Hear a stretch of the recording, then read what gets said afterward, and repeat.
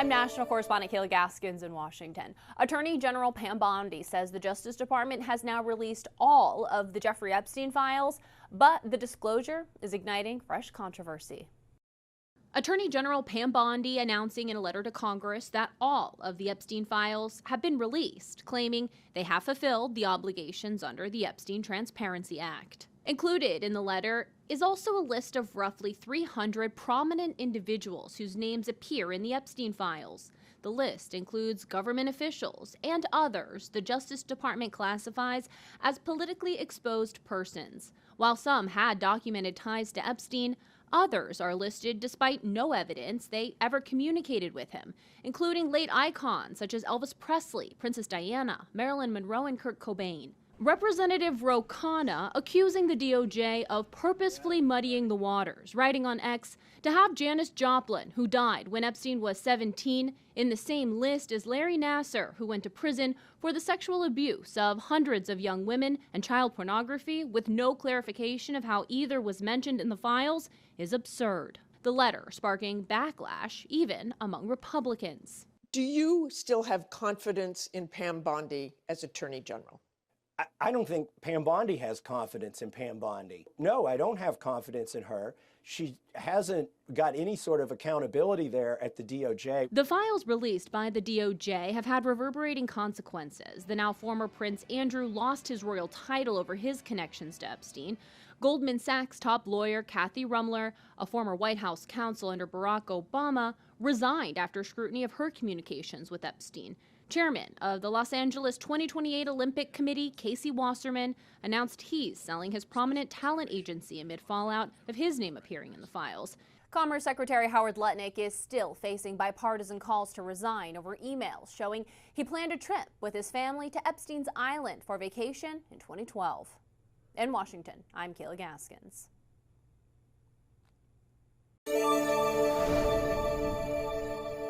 I'm Christine Frizzau on Capitol Hill, where Attorney General Pam Bondi was grilled by lawmakers over her handling of the Epstein files. As she suggested it was time for the country to move on, many lawmakers insist powerful predators and pedophiles are still being protected.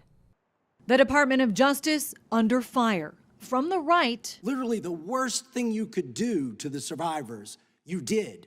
And the left. You acted with some mixture of staggering incompetence, cold indifference, and jaded cruelty towards more than 1,000 victims raped, abused, and trafficked. The latest batch of the Epstein files, released a month late, included names of victims that should have been redacted, with so many other names blacked out. The title of this one is Child Sex Trafficking. Co-conspirators. Fully redacted. Republican Thomas Massie and Democrat Ro Khanna spearheaded the Epstein Files Transparency Act.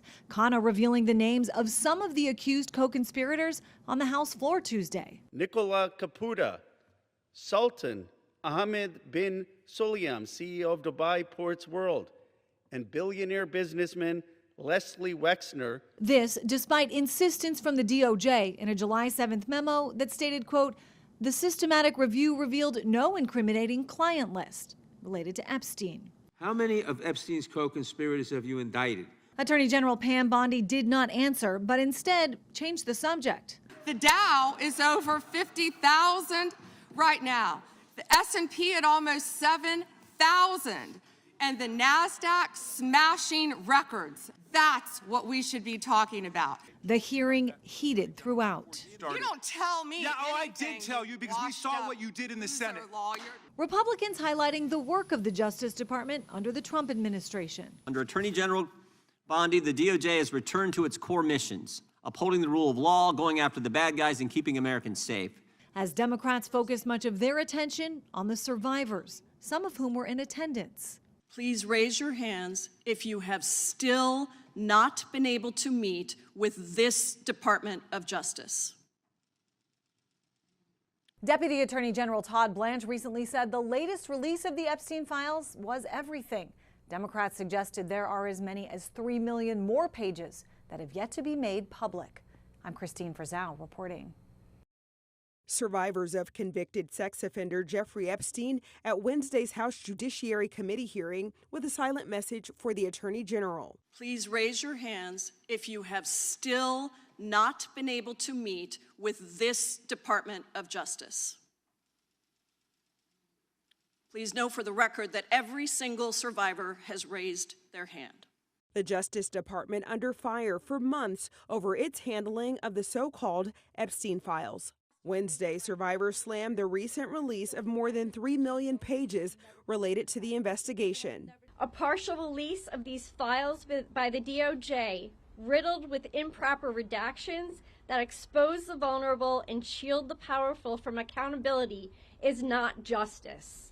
While she did not apologize over the DOJ's handling of the files, Attorney General Pam Bondi did apologize to survivors for the abuse they suffered. I am deeply sorry. And facing tough questions from Democrats, You're siding with the perpetrators and you're ignoring the victims.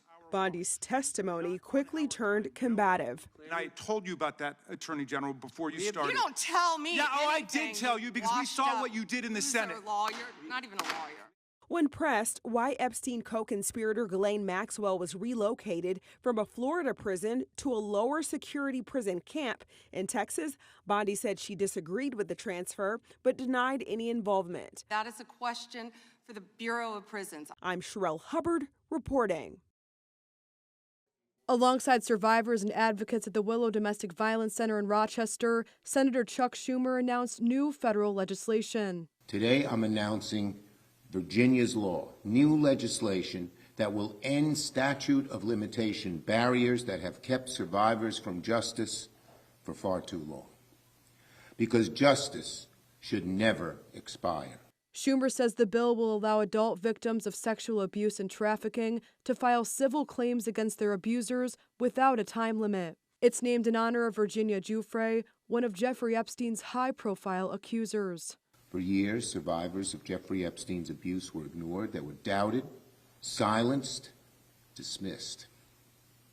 But when the truth finally came out, even when the world finally listened, too many survivors were told by the law, it's too late, your justice has expired. That makes no sense. Melanie Blow is a survivor and advocate in Rochester and says she herself has been impacted by the statute of limitation. It does take trafficking survivors, whether they were trafficked as minors or adults, many, many years to be able to talk about this, to get their life into a situation where they want to press charges and where they can even think about doing this.